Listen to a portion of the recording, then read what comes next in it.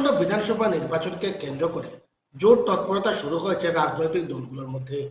কংগ্রেস দল ইতিমধ্যে উত্তর করিমগঞ্জ সহ 3টি সমষ্টির প্রার্থী তালিকা ঘোষণা করলেও এখন পর্যন্ত প্রার্থী তালিকা ঘোষণা করেনি শাসক দল বিজেপি।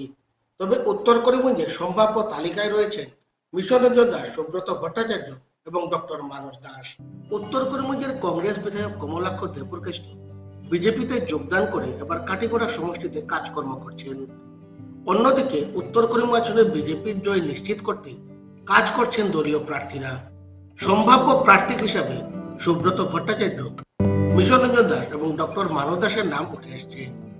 জেলা বিজেপির প্রাক্তন সভাপতি সুব্রত ভট্টাচার্য রাজ্যের মুখ্যমন্ত্রীর নির্দেশক্রমে কাজ করছেন উত্তর করিমগঞ্জ সমষ্টিতে।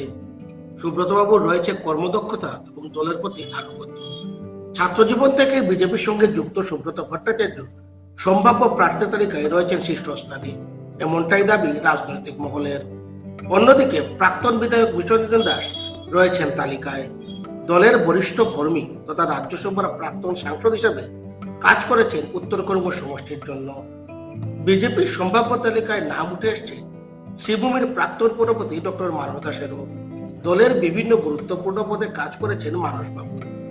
তবে আসন্ন বিধানসভা নির্বাচনে মুখ্যমন্ত্রী ডক্টর হেমন্ত বিশ্ব শর্মা কাকে উত্তর করিমগঞ্জের প্রার্থী করবেন তার সময়ই বলে দেবে।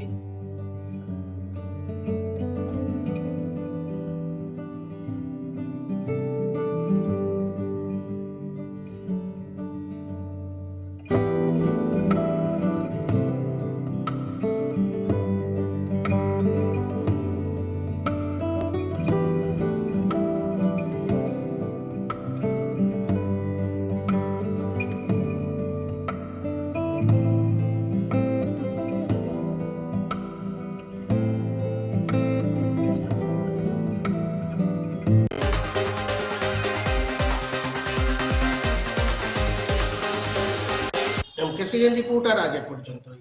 আগামী দিন আপনাদের সঙ্গে আবারও দেখা হবে একই সময় একই চ্যানেলে। নমস্কার। নমস্কার।